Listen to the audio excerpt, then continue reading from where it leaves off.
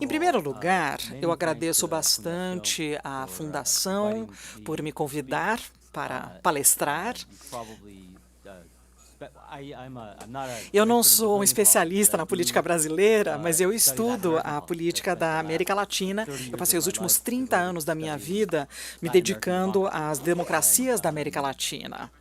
E o presidente Fernando Henrique Cardoso, né, quando eu comecei os meus estudos, ele que era o sociólogo líder do mundo, né, falando sobre a América. Então, ele sempre foi um ídolo meu, né, desde que eu era muito jovem. Então é uma grande honra estar aqui hoje. Eu peço desculpas por não poder dar a palestra em português. O meu português é terrível. A minha esposa disse que eu deveria até tentar, mas eu sou covarde, não vou fazer isso não. Deixa eu começar, então, falando sobre uma coisa que é bastante óbvia, eu acho, mas acho que é importante dizer, que seria que as democracias não morrem hoje como elas costumavam antes. As democracias costumavam morrer na mão de generais, né, com as armas. Então, 3 de cada 4 quebras de democracias foram um coup militar, não é? E, na verdade, falando com pessoas aqui, muitas pessoas no Brasil ainda acham que é mais ou menos como as democracias morrem. Não é. As democracias, elas morrem hoje de maneira mais civil, não nas mãos de generais, mas de líderes eleitos, presidentes eleitos, e eles utilizam ali as instituições da democracia para reverter. E desde o final da Guerra Fria, a maior parte dos autocratas, eles entraram no poder através de eleições, e eles utilizaram formas constitucionais ou legais, né? Eles utilizaram plebiscitos, referendos, eleições e trabalham através do Congresso ou conseguiram ali o controle do tribunal e eles utilizaram formas legais para legitimizar o seu governo, né? Então, Daniel Ortega, por exemplo, Rafael Correa, Duterte ali nas Filipinas, muitos casos desses. E o que torna essa jornada muito perigosa é precisamente que está escondido através dessa democracia, não é? Porque as coisas parecem normais, né? Não tem aquele coup d'état, né? Aquele golpe onde alguém pega ali o palácio, né? E assume e rasga a Constituição e aí você tem, né, aquela bagunça. Não, não tem isso. Você ainda tem as eleições, você ainda tem um Congresso, você ainda tem uma Constituição. E, na verdade, a subversão da democracia, em muitos casos, é que é sutil, é incremental e, às vezes, é uma coisa muito lenta. Todo mundo, né, por exemplo, na Turquia, né, o partido que assumiu o poder, não foi em 2007, 2008, foi só em 2007, 2008 que realmente entrou no poder, né? O Chávez foi até 2006 e 2007 só que ficou claro que esse regime tinha entrado ali em outro tipo de autoridade, né? Então é uma coisa muito sutil, porque o processo de manipular as instituições é uma coisa incremental, é uma coisa lenta, e por isso os cidadãos não sabem que estão perdendo a sua democracia até ser tarde demais. Em 2011 foi na Venezuela, não é? Então são 13 anos depois dele ser eleito presidente, né? Então em 2011 foi uma maioria ali que ainda acreditava que eles estavam numa democracia, e não era o caso. Então, se essa quebra da democracia começa ali nas eleições, uma das formas de proteger a democracia é evitar que os autoritários ali sejam eleitos em primeiro lugar. E nós precisamos poder identificar esses autoritários quando eles são candidatos. E voltando ali nos anos 70, o Juan Litz, né, um grande político cientista, e ele realmente dedicou a sua carreira para ver como é que as democracias morriam. E ele nasceu na Alemanha, mas cresceu na Espanha durante a Guerra Civil, e ele realmente dedicou a sua carreira para ver como é que as democracias morrem. E ele realmente, nos anos 70, ele fez, né, disse, né, que tinha uma quebra desses regimes democratas, e ele fez um teste de litmus para identificar esse tipo de autoritarismo.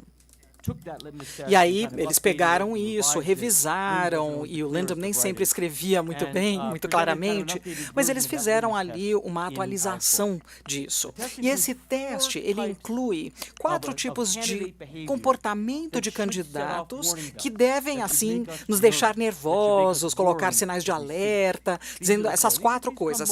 Essas 4 são as principais. Uma seria a rejeição da democracia, né? Então, não tendo regras democráticas, aí é uma coisa bem óbvia. A segunda coisa seria esse estímulo à violência, não tolerância da violência. Depois, a legitimação dos seus oponentes, isso não ocorre.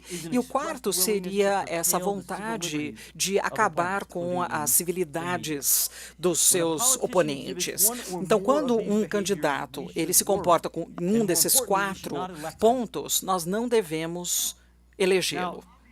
Agora, é claro que não existe ali um mecanismo ali à prova de tudo, né? Para identificar esses candidatos, mas na nossa pesquisa, nós descobrimos que todos esses autocratas eleitos, eles passam nessa prova, né? Eles exibem sinais de autoritarismo, eles revelam seu autoritarismo antes de serem eleitos. Tem alguns que falam umas coisas que dá medo, e aí eles podem até se comportar ali de uma forma que dá medo, mas a maioria realmente faz o que diz que vai fazer. Eles se comportam como autoritários, eles realmente fazem discursos autoritários, eles atacam as instituições democratas, como presidentes e primeiros ministros.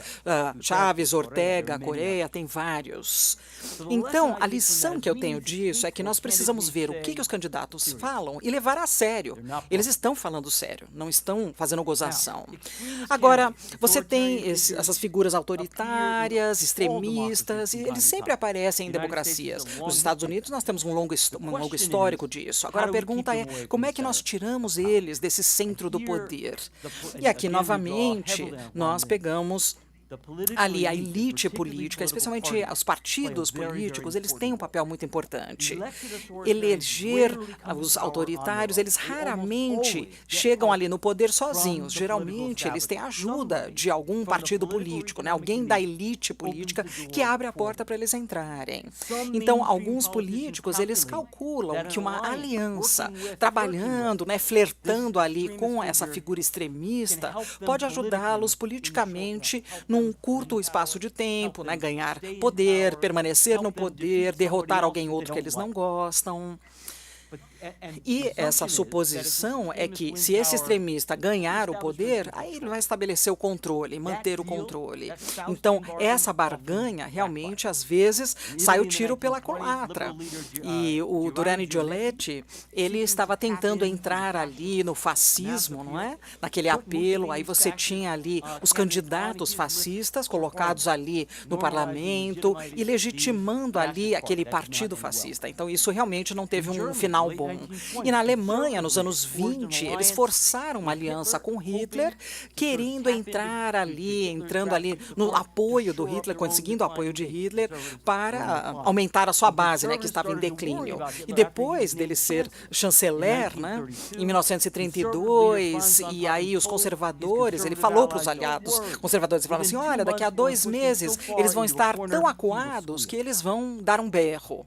E mais recentemente, na Venezuela, nós temos o Rafael Caldera, né, o antigo presidente. O pessoal realmente teve a primeira tentativa de golpe, né, de coup d'etat, para legitimizar o Chávez. Depois, 2 anos mais tarde, né, ele que liberou o Chávez. E o Caldera sabia muito bem que o Chávez era perigoso, mas ele estava convencido que o Chávez iria, né, sair, desaparecer politicamente antes das eleições de 1988. E a Itália, a Alemanha, a Venezuela, todos esses grandes políticos que abriram a porta para esses extremistas. E nos 3 casos foi um erro trágico.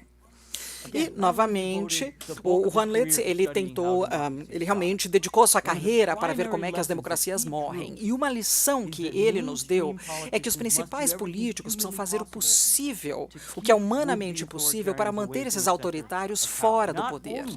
Eles não apenas precisam estar dispostos a resistir a essa tentação de se aliar com esses extremistas, mas eles também precisam estar dispostos, se necessário, a juntar forças com os rivais ideológicos defendendo a democracia. E nas palavras de Lindsay, quando você enfrenta ali uma ameaça autoritária, os grandes políticos precisam se juntar com os oponentes que têm uma ideologia distante, mas querem continuar com a democracia viva. Por exemplo, Rafael Caldeira, eles não conseguiram fazer isso. E aí a sua ordem democrática caiu. Depois eu escrevi esse livro, né, como morrem as democracias, e eu preciso falar um pouquinho sobre os Estados Unidos, né, porque isso aqui é dos Estados Unidos. Então, em 2016, o Partido Republicano também não conseguiu ouvir esse conselho do Lindsay. Então, o Donald Trump realmente ele é autoritário, né? Ele ameaçou não aceitar os resultados das eleições, ele queria colocar o oponente na prisão, aí ele ameaçou também uma ação legal contra os críticos da mídia. Então, os 4 pontos ali, ele estava seguindo, não é? E eles sabiam que o Trump era um democrata, ele não estava bem ali para assumir esse cargo, desculpa falar assim, e é um demideus, né, que ele se achava. E dentro do espectro político é muito difícil você tirar uma pessoa dessas. Geralmente é uma derrota política de curto prazo e nenhum político gosta de perder. Então os políticos, eles têm o seguinte raciocínio, eles falam para si mesmos e para outros que um demideus não é tão bom. Eles podem controlar essa pessoa, mas é melhor passar o poder para ele do que passar o poder para o oponente ali, o rival ideológico, né? E foi isso que os republicanos fizeram. Nenhum líder republicano, nenhum oficial republicano, nenhum governador, senador, nenhum membro do Congresso queria fazer aquela coisa que teria assegurado a derrota do Trump, que seria endossar a Hillary Clinton. E esse é o fato, quer dizer, nenhum republicano endossou a Hillary Clinton e isso mandou uma mensagem muito boa para quem votava nos republicanos, dizendo assim que era uma eleição normal, que o Donald Trump era um candidato normal, que era, né, uma eleição com 2 partidos concorrendo, e dentro desse contexto de uma economia não tão boa e um eleitorado dividido, foi o suficiente para o Donald Trump ser eleito. E agora, os americanos, eles têm ali um presidente basicamente autoritário, não é? E é aí que as instituições entram no jogo. E eu quero falar sobre essas instituições formais e informais. Os americanos, como vocês provavelmente já sabem, eles têm muito orgulho, muita fé na Constituição deles. E o nosso sistema constitucional, né, de cheques e balanços, já restringiu muitos presidentes autoritários, né? Franklin Roosevelt, o Jackson, o Nixon.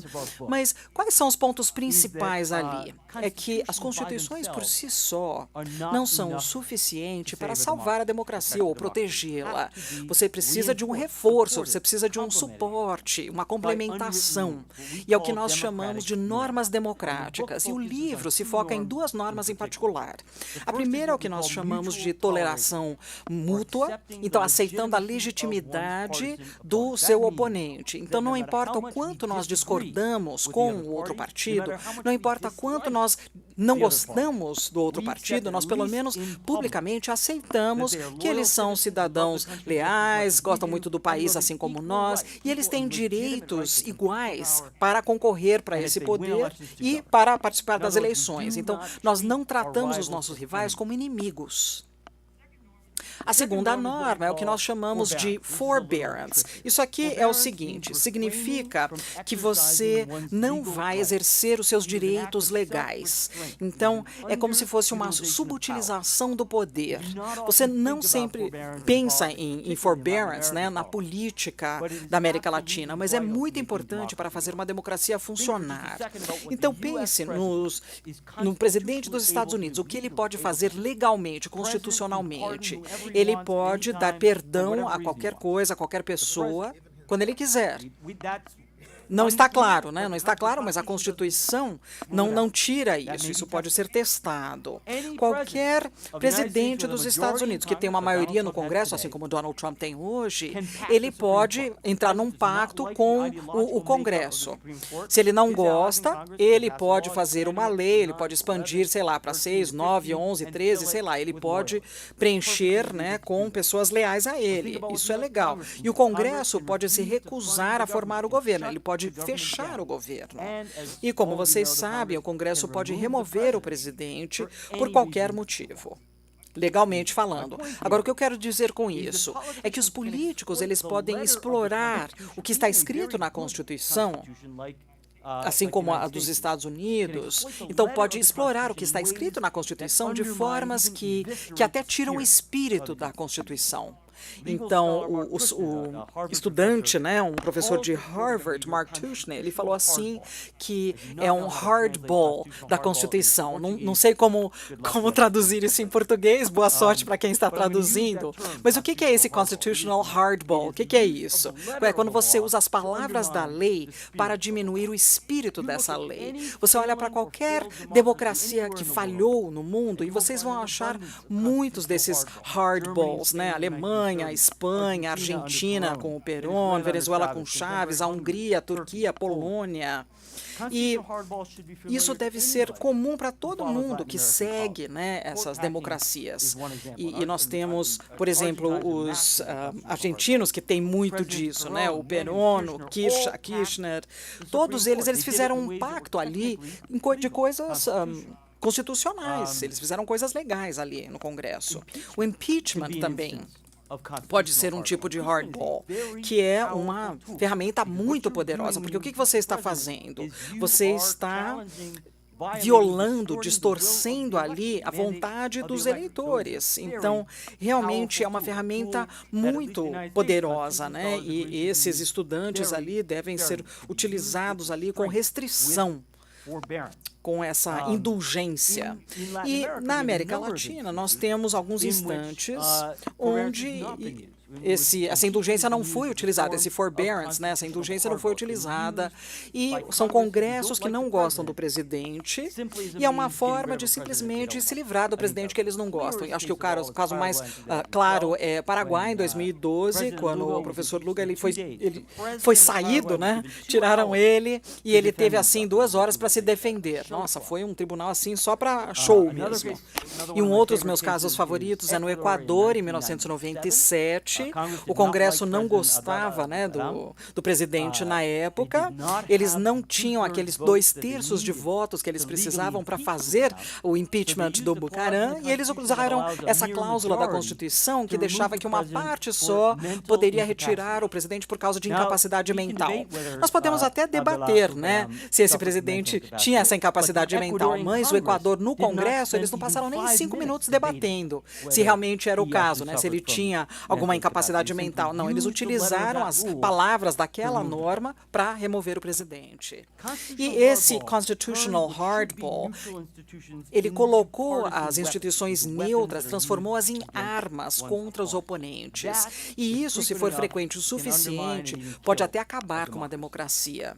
Então, isso, o Perón na Argentina, Chávez na Venezuela, na Turquia também. E o que é uma democracia constitucional? O que evita com que ela entre nesse hardball seria ter essa indulgência. Então, é um compromisso dos políticos para ter essa restrição, para defender o espírito da lei acima e além do que é necessário. Então, são os políticos dizendo, sim, legalmente eu posso fazer isso, mas nós não fazemos isso dessa forma aqui.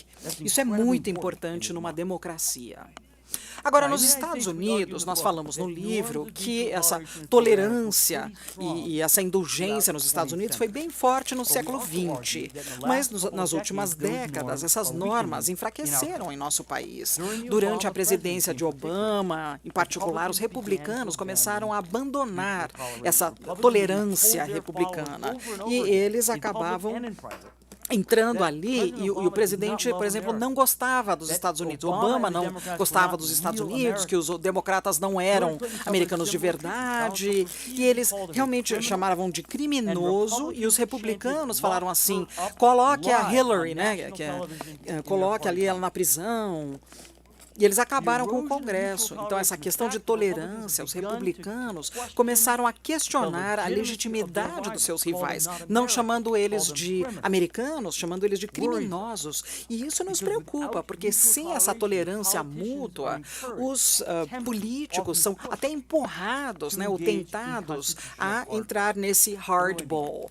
Quando nós vemos os nossos rivais como inimigos, quando nós vemos nossos rivais como uma ameaça existencial, nós somos tentados a utilizar qualquer forma de evitar que eles consigam o poder. E isso está começando a acontecer nos Estados Unidos. E esse constitutional hardball está aumentando nos Estados Unidos. Um exemplo foi o impeachment do Bill Clinton em 1998. Isso por causa de uma tecnicalidade.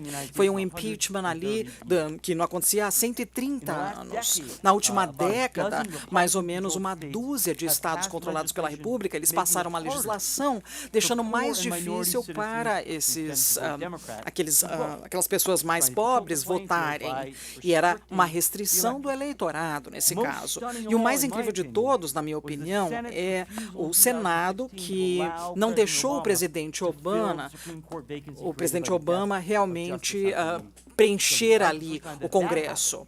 O Congresso não permitiu que eles até tentassem colocar alguém naquele lugar ali que tinha morrido o senador. Então, a proteção da democracia está enfraquecendo nos Estados Unidos. E como é que chegamos a isso? O que causa, né, essas normas ali de tolerância e de tudo enfraquecerem, né? O que faz com que elas enfraqueçam? Nós temos ali um produto da polarização. Falamos um pouquinho sobre os Estados Unidos, depois eu vou falar sobre o Brasil. Nos Estados Unidos, os republicanos e os democratas chegaram nos últimos 20 anos, eles se odeiam. Né, eles têm medo e se odeiam. Isso é interessante. Teve uma pesquisa que foi feita em 1960, e eles descobriram que 5% de republicanos e 4% de democratas, eles decidiam assim, se os seus filhos casassem com alguém do outro partido, eles ficariam tristes. Hoje é 50%.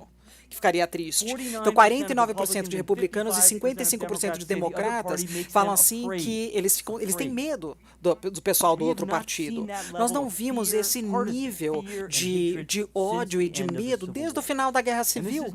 E isso não é aquela polarização esquerda-direita, não. Você tem algo mais profundo nos Estados Unidos. É sobre raça, religião, cultura. Então, o Partido Democrático se tornou uma mistura muito heterogênea de algo secular e o Partido Republicano, ele permanece ali branco e cristão. E daí? Por que isso é importante? É importante porque os cristãos brancos não são qualquer grupo nos Estados Unidos. Uma vez, eles eram uma maioria eleitoral, e mais que isso, eles sentavam ali sem desafios ali em cima, né, nessas hierarquias políticas e sociais. Eles preenchiam o Congresso, a presidência, o governo, as mansões governamentais, eles eram os grandes CEOs das empresas, eles eram as pessoas falando as notícias na televisão, eles eram os atores de TV, e esses tempos acabaram, mas perdendo, né, uma maioria, perdendo esse status, pode ser uma grande ameaça. Muitos eleitores republicanos, eles sentem que o país onde eles cresceram está sendo levado embora. E é isso que leva à polarização nos Estados Unidos. O problema é que a polarização pode acabar com a democracia. Quando a política está muito polarizada e cada lado vê uma vitória do outro lado como sendo algo intolerável, inaceitável, a democracia está com problemas. Porque quando a oposição viu algo intolerável quando ela perdeu, você começa a justificar o uso de medidas extremas para evitar que isso aconteça. Então, violência, fraude na eleição, os coup d'etats, né, os golpes. Então, isso aconteceu na Argentina já há décadas, depois do Perón, no Brasil no início dos anos 60, no Chile nos anos 70. E a democracia maioria dos Estados Unidos, e é quando eu vou parar de falar do meu país, ele ainda tem ali instituições bastante robustas, mas as normas democráticas, aquelas regras informais não escritas que estavam em nossas instituições, estão sendo erodidas por polarização. Então, eu acho que realmente é um motivo de preocupação no meu país. Ok, e no caso do Brasil, novamente, eu não sou especialista na política brasileira, então não levem muito a sério tudo que eu dizer, ok? Mas eu acho que o nosso argumento também é relevante aqui. Em primeiro lugar, talvez obviamente, assim como os Estados Unidos em 2016, os brasileiros tinham um espectro ali de um candidato autoritário a presidente. E o Rodrigo pediu que eu fizesse um pouquinho de lição de casa, então eu fiz algumas pesquisas lá em Harvard, alguns assistentes me ajudaram, e nós colocamos, né, o teste do Litmus ali no Bolsonaro. Vocês não vão ficar surpresos, porque ele passou nesse teste, né? Ele tem o indicador número 1. Será que ele rejeita as normas democráticas do jogo? Não, a carreira toda dele, desde os anos 80, o Bolsonaro tem falado sobre a ditadura militar muito bem, e ele realmente fala mal da democracia, ele falou da ditadura, falou sobre o fechamento do Congresso, assim como o que aconteceu no Peru um ano antes. Mas recentemente o Bolsonaro falou assim que o que aconteceu no 1964 não era um golpe, ele falou de um chavista e ele questionou, né, o sistema eleitoral do Brasil. Ele colocou o vice-presidente, um general que em muitos momentos sinalizou a sua abertura a um golpe militar.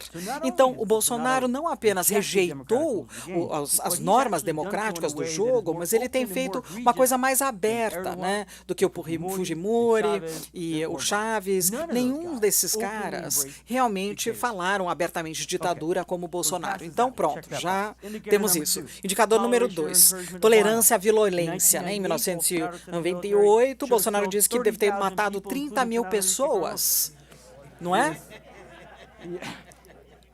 Ele estimulou, né, essa matança da polícia, dos criminais, e aí você tem os esquadrões da morte no Rio de Janeiro, e também em 1996 lá no Pará.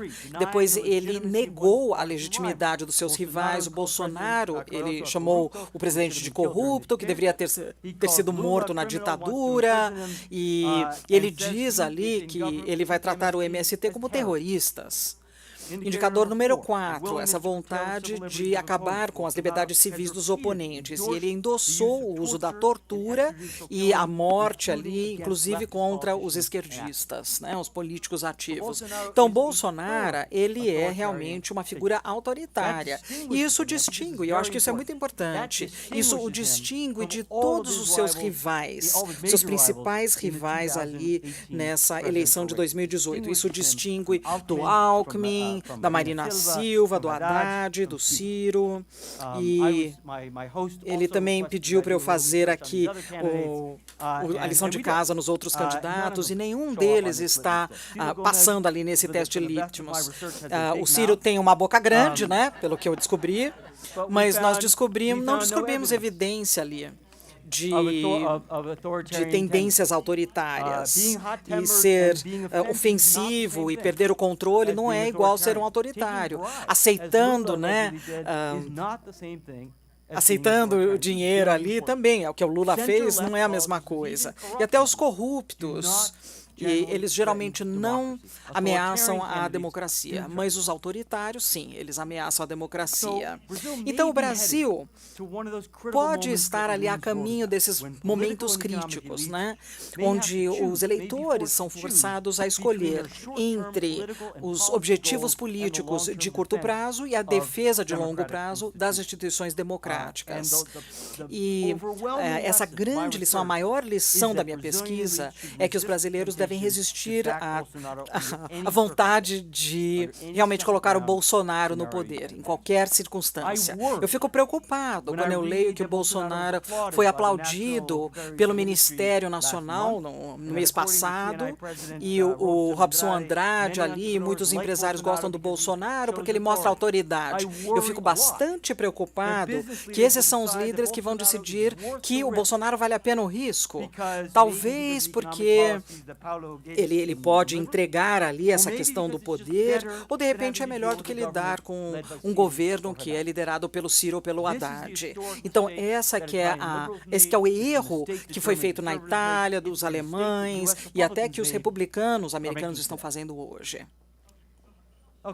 Então, qual que é a força ali da democracia no Brasil? Pelo que eu sinto, eu novamente não sou um especialista, é que entre o começo dos anos 90 e realmente eles eram bastante fortes, né? Isso nos padrões da América Latina. Os dois principais partidos, né?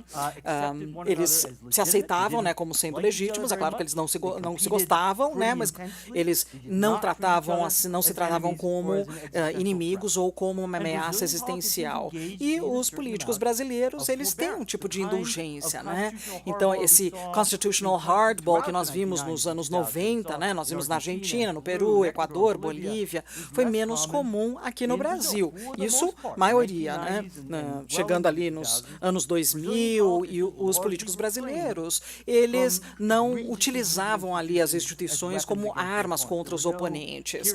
Kirchner, Chaves, eles não faziam isso, eles não tinham os impeachments como no Equador e no Paraguai, não tinham os esforços para remover, né, candidatos como no México e no Peru, e não tinha também uma reinterpretação constitucional do presidente para ele entrar ali num terceiro, quarto ou quinto mandato.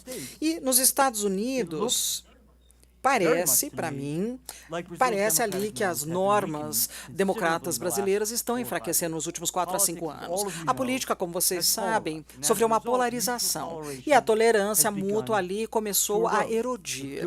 E durante a presidência da Dilma, muitas pessoas na direita começaram a ver o PT como uma ameaça. Eles estão preocupados que o PT está se tornando um partido dominante, que quer esticar o seu poder durante décadas, e alguns até acharam, né, que era uma ameaça. E o pessoal do PT está falando, eles estão falando do PT como golpistas, né? Então, alguns petistas até falam assim que são fascistas. Isso é um problema, essa erosão, essa perda da tolerância mútua, isso estimula ali aquele constitutional hardball, quando nós vemos os nossos rivais como inimigos, ou chamamos eles de totalitários ou golpistas, nós tentamos utilizar qualquer forma necessária para acabar com eles. E a política brasileira viu um aumento ali nesse constitutional hardball. E no impeachment da Dilma, eu discordo do pessoal do PT, eles falam que é um golpe. Não, foi completamente legal, foi constitucional, mas foi um caso de constitutional hardball. A Dilma sofreu um impeachment por causa de uma tecnicalidade por motivos políticos. A Dilma também estava ali no constitutional hardball, né, quando ela tentou colocar Lula como chefe, né, do staff dela para protegê-lo, ou pegar, né, o caso do Lula, ele foi colocado na prisão, ele foi excluído das eleições. Essa exclusão de 2018 das eleições está justificada, é legal, mas também é um caso de hardball judicial, porque eles realmente aceleraram o caso e eles pressionaram a lei, porque o Lula não precisava ir para a cadeia antes das eleições de 2018. Mesmo se você acha que é a coisa certa a fazer, tem gente que legitimamente acha que foi a coisa certa a fazer. As consequências políticas desse tipo de atividade pode ser danosa. Nós temos uma situação agora no Brasil, que é um grande partido político, o PT no Brasil, que acha que os rivais estão jogando sujo. Os petistas acreditam que o partido foi tirado ilegitimamente do poder em 2016 e eles acreditam que a prisão do Lula é uma medida antidemocrática para eles não voltarem ao poder em 2018. E realmente as pesquisas mostram que mais da metade do país concorda com isso. Isso é um grande problema. O Brasil está realmente vendo um grande problema de polarização. Por um lado, grande parte do pessoal da direita, mais no centro, eles acham que o PT quer se perpetuar no poder e eles vão utilizar qualquer forma, qualquer medida para conseguir isso. Por outro lado, o PT vê o PSDB ali, eles veem qualquer oposição como tendo utilizado uma forma ilegítima para tirar o Lula do poder e agora estão utilizando medidas ilegítimas para mantê-lo fora do poder. Então, os dois lados hoje se veem como perigosos, os dois lados se veem como antidemocratas e os dois lados se veem como sendo uma ameaça existencial. E para piorar as coisas, isso tudo está acontecendo, essa polarização está acontecendo num contexto onde o suporte da democracia está erodindo. Eu acho que vocês já viram a porcentagem de brasileiros que dizem que a democracia é sempre o melhor sistema e já acabou caiu, né, de 77% até 50% hoje. Menos de 20% dos brasileiros estão realmente contentes com a democracia. Então, metade do país realmente quer ver em alguma circunstância, um golpe mesmo.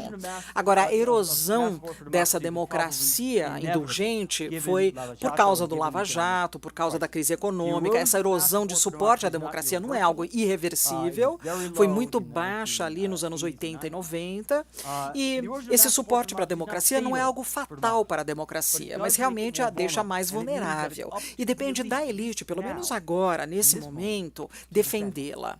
Então, depende da elite para defender a democracia. Então, por que a elite deveria defender a democracia? E eu queria dar alguns motivos para isso antes de terminar.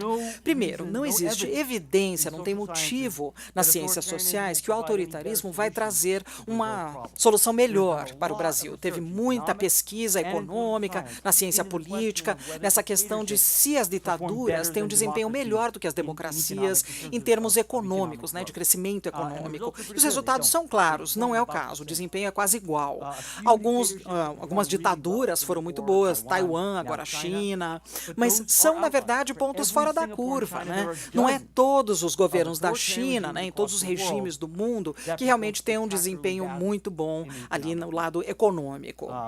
E as ditaduras também não são melhores contra a corrupção, mesmo que tem gente que acha que é o caso, os dados sugerem que são até piores do que na democracia, né, em relação ao combate à corrupção.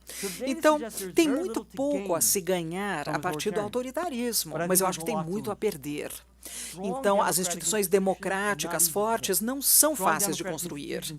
Você precisa de muito tempo para construir, são décadas. Você precisa de décadas para estabelecer o controle civil sobre o militar. Você precisa de décadas para criar ali um judiciário independente, uma legislação forte. Você pode discordar de mim, mas eu acho que os brasileiros, eles fizeram ali um trabalho muito bom nisso, né, nos últimos 30, 35 anos. Nunca antes na história que os civis controlaram os militares e a independência do judiciário, e nunca tudo esteve tão bom quanto no último quarto de século no Brasil.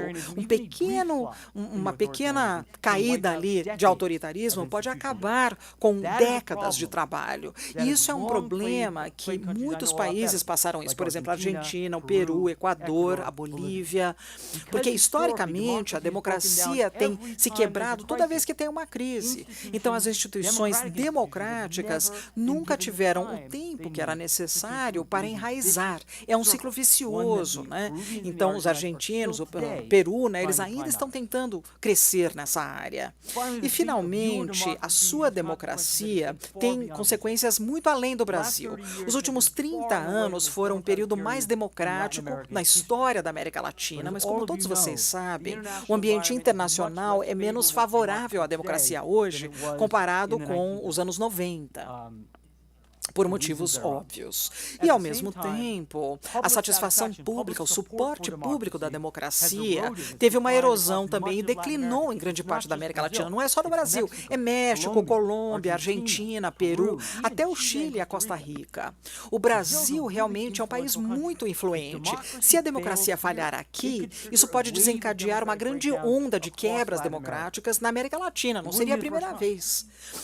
Em 1964, o golpe daquela naquela época teve um grande impacto na América Latina. Isso estimulou os militares a assumir o poder na Argentina, Bolívia, Equador, Peru e até no Chile e no Uruguai.